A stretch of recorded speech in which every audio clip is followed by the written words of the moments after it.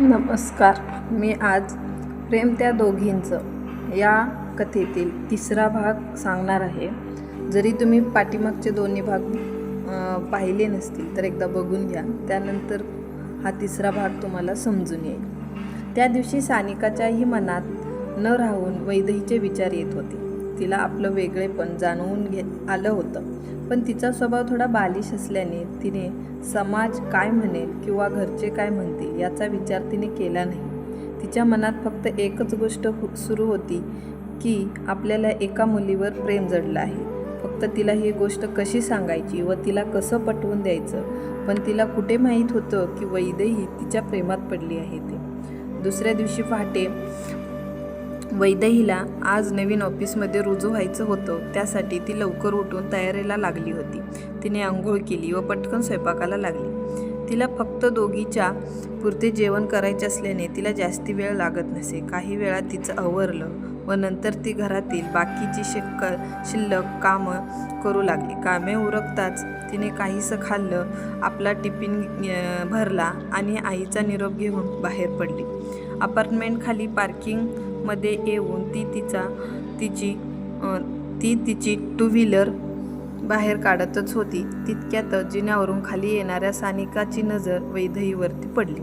सानिका कॉलेजला जायला निघाली होती. वैदेहीला पाहून सानिकाचे डोळे चमकले गेले. तिची नजर आता वैदेहीवर टिकून होती. त्यातच तिने जिन्याची शेवटची पायरी चुकवली व तिचा तोल गेला. जे व्हायचं ते झालं. वैदेही गाडी बाजूला उभं राहून हेल्मेट घालत होतीच की तिला मागून आवाज आला, "आई ग!" अशी वैदेहीची नजर आवाजाकडे गेली. तिने पाहिलं की सानिका जमिनीवर पडली आहे. तिने पटकन तिची बॅग गाडीच्या सीटवर ठेवली व धावत सानिकाजवळ गेली व तिला हात धरून उठवलं. सानिकाही लगेच उठून उभं राहिली. आता सानिका आणि वैदेही फारच जवळ आल्या होत्या. त्या दोघींच्या मध्ये काहीसं अंतर उरलं होतं. दोघी एकमेकींच्या चेहऱ्याकडे पाहत होत्या. खास करून सानिका वैदेहीला फारच निरखत होती. वैदेहीने ग्रीन कलरचा 3/4 स्लीव्ज असलेला ड्रेस परिधान केलेला होता. तिने हेल्मेट जरी घातलं असतं तरी बाजूने तिचे मोकळे केस बाहेर येत होते. डाव्या हातात घड्याळ व उजव्या हातात 2 फॅन्सी बांगड्या, गळ्यात एक छोटीशी नाजूक सोन्याची चेन, कपाळावर एक बारीक ब्लॅक कलरची टिकली. तिने तिशी जरी क्रॉस केली असली तरी तिच्या चेहऱ्यावर एका युवतीला लाजवेल एवढं सौंदर्य होतं व तितकंच तेजही. पण इतकं सगळं सोडून सानिकाची नजर वैदेहीच्या हलक्या गुलाबी ओठांवर टिकली होती. "अगं सानिका, हळू ग, अशी काय पडलीस? नजर कुठं होती तुझी?" वैदेही सानिकाला कुठं लागलं आहे का ते पाहत म्हणाली. "आता काय सांगू तुम्हाला, तुमच्याकडेच लक्ष होतं माझं, म्हणून तर पडले ना मी. काल रात्री प्रेमात तर आता पायरीवरून." सानिका असं मनातल्या मनात म्हणाली. शेवटची पायरी उतरताना माझा तोल गेला आणि सानिका वैदेहीच्या डोळ्यात पाहत म्हणाली, "ठीक आहे, पण लागलं नाही ना तुला कुठे?" वैदेही काळजी व थोड्या भीतीने म्हणाली. "नाही हो, मला नाही लागलं कुठे, पण तुम्ही काय इतक्या घाबरलेले दिसत आहात?" असं सानिकाने लगेच विचारलं. आता मात्र वैदेहीला काय बोलावं सुचेना. तरीही ती बोलून गेली, ते माझी मैत्रीण आहेस ना, मग मला काळजी नाही वाटणार तर मग कोणाला वाटणार? ते जाऊ दे. "सॉरी, कुठं चालली एवढ्या लवकर?" वैदेही म्हणाली. "आणखी कुठं जाणार? कॉलेजला," सानिका म्हणाली. "अरे हो ना, मग मी सोडू का तुला?" वैदेही म्हणाली. वैदेही असं म्हणतात सानिकाच्या आनंदाला सीमा उरली नाही. तिने पटकन हो असं उत्तर दिलं व वैदेहीच्या गाडीवर मागच्या सीटला बसून जाऊ लागली. दोघी एकमेकींच्या इतक्या जवळ बसल्या असल्याने दोघींनाही तितकाच आनंद झाला होता. काहीसं अंतर पार केल्यानंतर रस्त्यात एक स्पीड ब्रेकर आलं. काळजी म्हणून वैदेहीने ब्रेक मारला होता, पण गाडी जशी स्पीड ब्रेकरवरून गेली तसं सानिकाने स्वतःला सावरण्यासाठी तिचे दोन्ही हात वैदेहीच्या खांद्यावर ठेवले. अचानक झालेल्या स्पर्शसुखाने वैदेहीला आनंदून गेली.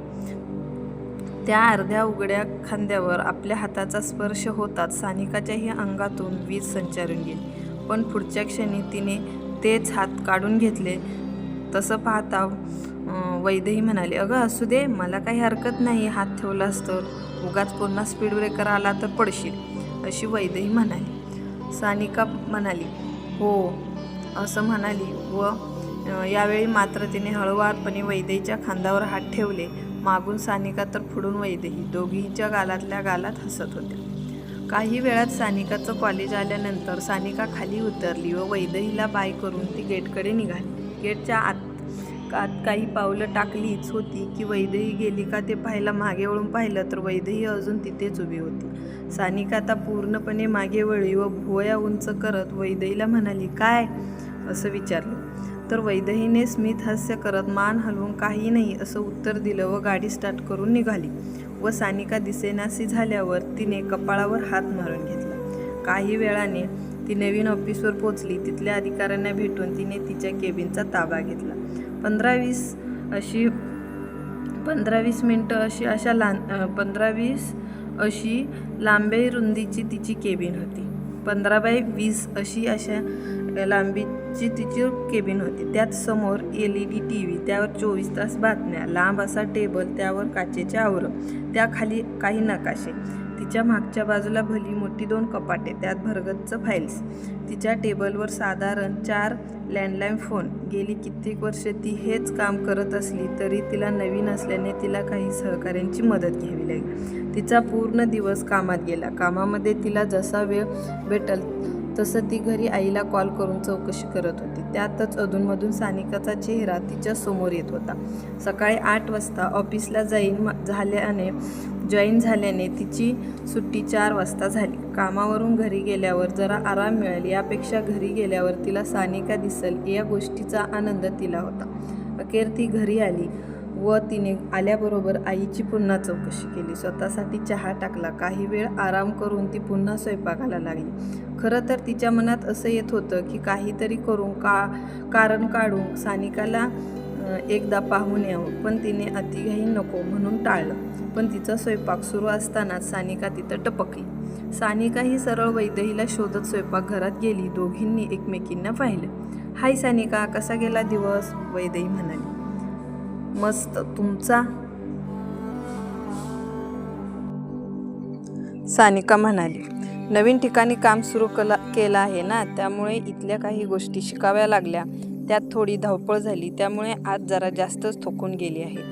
पण काही दिवस असंच चालायचं, असं वैदेही म्हणाली. अरे, असं होतं तर मला सांगायचं ना, मी तुमची मदत केली असती आहे आता थोडीफार, सानिका म्हणाली. नको ग, तसंही तुला तुझ्या सासरी जाऊन आयुष्यभर राबायचंच आहे की. मुद्दामहून तिला इतक्यात तर काही कळू द्यायचं नव्हतं म्हणून वैदेही म्हणाली. सानिका म्हणाली. बरं सानिका, तू नेहमी अशी वेस्टर्न आउटफिटमध्येच असतेस का? नाही म्हटलं, कालपासून तुला पाहते, वैदेही म्हणाली. अहो, असं काही नाही, मला हे असं आवडतात. पण तुम्ही का बरं असं विचारलात? सानिका म्हणाली. बाकी काही नाही, आपल्या पारंपरिक वेशात छान दिसशील तू असं मला वाटलं, म्हणून मी विचारलं, असं वैदेही म्हणाली. अय्या, खरंच का? थांब मी आत्ताच चेंज करून आले, असं म्हणत सानिका वेगाने सुटली व तिच्या रूममध्ये जाऊन तिचा पिंक कलरचा पंजाबी ड्रेस घालून आली. तिला कपडे चेंज करून येईपर्यंत काहीसा अवधी गेला होता. तितक्यात वैदेहीचा स्वयंपाक आवरला होता व ती तिच्या रूममध्ये आवराआवर करत होती. सानिकाच्या पावलांचा आवाज येताच वैदेहीने आवाजाच्या दिशेने पाहिलं. सानिका हळूहळू वैदेहीजवळ चालून येत होती व एक वेळ अशी आली की सानिका वैदेहीच्या अगदी समोर येऊन थांबली. अरे वा सानिका, तू इतकी मस्त दिसत आहेस ना. एक मुलगा काय, मीही तुझ्या प्रेमात पडेन, असं लगेचच वैदेही म्हणाली. सानिका खरंच खूप सुंदर दिसत होती, त्यामुळे वैदेही तिची स्तुती करण्यापासून स्वतःला रोखू शकली नाही. हो, अहो मग पडा ना, कोणी अडवलं तुम्हाला, असं सानिका मनातल्या मनात म्हणाली. छे बुवा, काहीही काय, मी इतकीही काही छान नाहीये, सानिका जराशी लाजत म्हणाली. हे तुला कोणी सांगितलं, असं वैदेही म्हणाली. कोणी कशाला सांगायला हवं, ते माझं मला माहिती आहे. बाकी माझे मित्र मैत्रीण मोटू आणि गोलूशिवाय काही बोलत नाहीत, असं सानिका म्हणाली. त्यांचं जाऊ दे ग, ते माझ्या नजरेने स्वतःला बघ, मग तुला कळेल तू किती सुंदर आहेस ते, असं वैदेही म्हणाली. जा बाबा, तुम्ही ना आता मला खरंच लाजवत आहात, जाते मी, असं बोलून सानिका लाजत लाजत निघून गेली. आईने ये तो बता, आईने ये तो बता, सबसे सुंदर कोण है भला. भिंतीला लागून असल्याने आरशात पाहत सानिका स्वतःशी पुटपुटली व काही वेळानंतर एक बोट स्वतःकडे दर्शवत, कौन मै, असं स्वतःला म्हणून लाजून तिने तिचा चेहरा दोन्ही हातांनी झाकून घेतला व हळूच 2 बोटाच्या मधून स्वतःला पाहत असत उभी राहिली. आज चक्क वैदेहीने तिच्या सौंदर्याची स्तुती केल्यानंतर सानिका 7वे आसमान पर थी. रात्रीचं जेवण आटपून सानिका पुन्हा वैदेहीच्या फ्लॅटमध्ये गेली. तिकडे वैदेही तिची वाट पाहतच होती. यापुढील भाग पाहण्यासाठी चॅनलला सबस्क्राईब करा व लाईक आणि शेअर नक्की करा. थँक्यू.